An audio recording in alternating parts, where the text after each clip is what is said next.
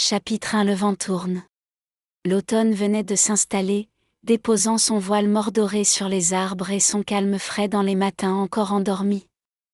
Dans la maison, la routine battait son plein, rythmée par les devoirs des enfants, les repas à préparer, les journées de travail qui s'enchaînaient. Rien ne laissait présager que la vie allait prendre un tout autre tournant. Ce jour-là, elle se rend à une simple visite de contrôle. Quelques saignements, un peu d'inquiétude, sans plus. Juste un rendez-vous pour vérifier. Elle s'installe, habituée à ses gestes médicaux, sans rien imaginer. Et pourtant. L'échographe glisse, l'image apparaît. Le silence dans la pièce devient plus dense, presque solennel. C'est un bébé, dit calmement le médecin. Elle se redresse, les yeux écarquillés. Un bébé ? Et comme pour lui répondre, le son délicat d'un cœur minuscule emplit la pièce. Un battement rapide, régulier. Un petit cœur qui bat, ajoute-t-il. Le temps s'arrête. Tout vacille. Un mélange d'émotions les traversa, surprise, crainte, puis doucement, la joie. Une nouvelle aventure s'annonçait. Un cadeau inattendu. Et très vite, un prénom s'imposa comme une évidence, Soline. Doux, lumineux. Déjà, il lui parlait à voix basse, dans les creux du ventre, les soirs de calme. Mais à l'échographie du 2e trimestre, une ombre est apparue. Le poids du bébé frôlait la limite basse.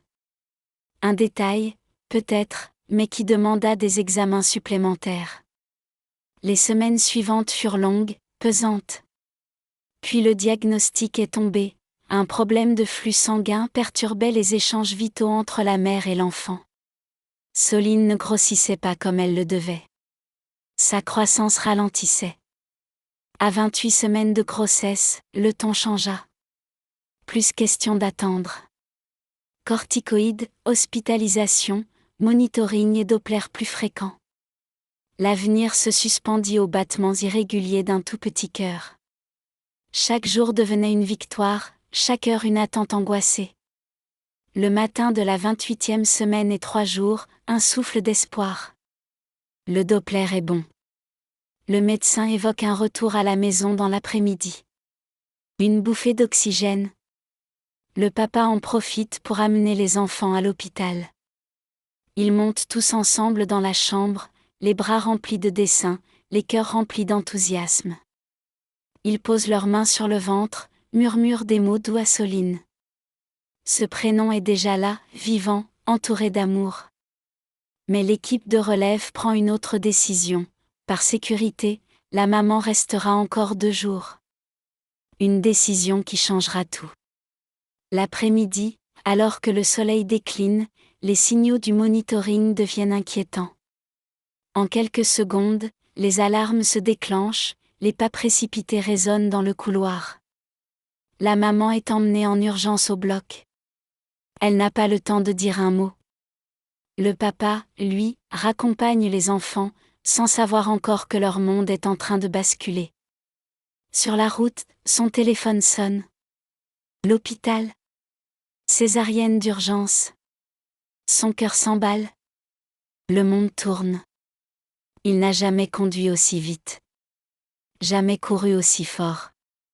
Dans la voiture, il appelle sa mère à la rescousse pour gérer les grands et elle n'hésite pas une seconde malgré la distance qui les séparait. C'est pour dire elle était là le soir même. Quand il arrive enfin, Soline est née. Elle est minuscule, frêle, mais vivante. Dans une couveuse, elle repose, branchée, protégée. La maman est épuisée, sonnée. Le choc est immense. Elle n'a pas eu le temps de comprendre, encore moins d'accueillir. On lui a pris sa fille sans prévenir. Et pourtant, elle est là. Sa Soline. Leur Soline. C'est le début d'une autre histoire. Celle de la prématurité. De la réanimation néonatale. Des alarmes qui rythment les jours. Des mains posées doucement sur une peau trop fine. Et surtout, d'un amour immense, indestructible, qui grandit plus vite encore que ce petit corps fragile. Chapitre 2. Nouvelle organisation. Dès le lendemain, une nouvelle vie s'installe.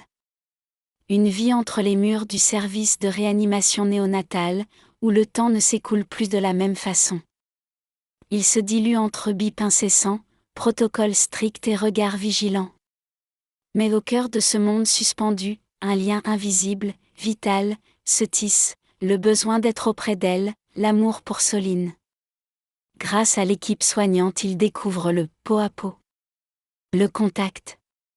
La chaleur. La respiration partagée. C'est tout ce qu'il reste pour se sentir parent. Alors ils s'organisent. Ils s'accrochent.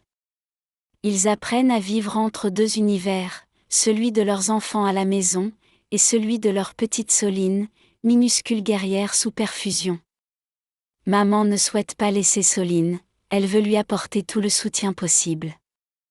Papa fait alors une promesse à maman, Soline ne sera jamais seule sans nous, et il tiendra sa promesse.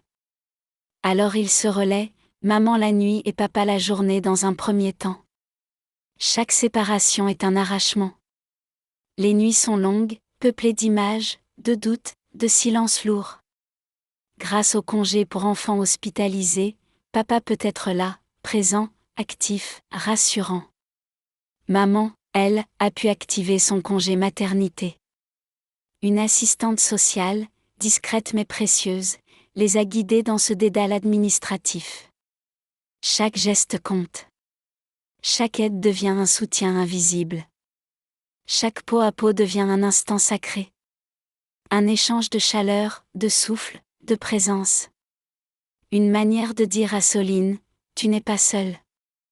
On est là. On t'aime déjà plus que tout. Ils se demandent parfois s'ils en font trop. S'ils n'envahissent pas l'espace. Mais le pédiatre les rassure. Non, ils ne sont pas trop présents. Ils sont là, exactement comme il faut. Leur implication devient même un modèle, un élan pour les équipes, une lumière dans la routine du service. La maman adore la couture, elle s'organise pour fabriquer des supports en tissu pour accrocher au fauteuil pendant le pot à pot et des bouillottes pour l'allaitement. Elle distribue ses créations aux autres mamans car elle sait que comme elle, elles en ont besoin. Quel élan de générosité et de solidarité. Ça l'aide à tenir le coup. Alors il continue. Plus motivé que jamais. Il parle à Soline, lui chante des chansons, lui raconte des histoires, lui promettent la vie. Une vraie vie, dehors, plus tard. Elle est si petite. Et pourtant, elle a déjà bouleversé tout un univers. Chapitre 3. Les risques pour Soline. Cela faisait maintenant 3 jours que Soline était née. 3 jours de tension, d'amour, de rituels répétés auprès de cette petite silhouette branchée à des capteurs, sous oxygène, nourrie par sonde. 3 jours d'espoir, mais aussi d'une inquiétude sourde, constante, que ni les bilans rassurants ni les sourires du personnel ne parvenaient à totalement apaiser. Dans le service, chaque parent apprend à décrypter un langage nouveau. Les chiffres sur les moniteurs deviennent des battements d'angoisse ou des soupirs de soulagement. Les termes médicaux deviennent familiers, mais leur poids, lui, reste intact. Un médecin prend un moment pour faire le point avec eux. Une entrevue à huis clos, loin de la couveuse, où les mots tombent comme des gouttes froides dans le dos. Car Soline est une grande prématurée. Née à 28 semaines plus 3 jours, son système immunitaire est à peine esquissé, son cerveau en pleine formation, ses intestins fragiles comme du papier. Le moindre microbe peut devenir une tempête. Il y a le risque d'encéphalite, une inflammation du cerveau qui peut surgir sans prévenir. Le cerveau d'un bébé prématuré est comme une architecture encore en construction, une agression au mauvais endroit, au mauvais moment, et tout peut s'effondrer. Il y a aussi la menace d'hémorragies intracrâniennes, fréquentes à cet âge gestationnel, et souvent silencieuses. Puis viennent les entérobactéries, ces bactéries de l'environnement hospitalier, qui peuvent provoquer des infections intestinales sévères. La redoutée entérocolite ulcéronécrosante fait partie des cauchemars évoqués par les médecins, capables de tuer en quelques heures un bébé si petit.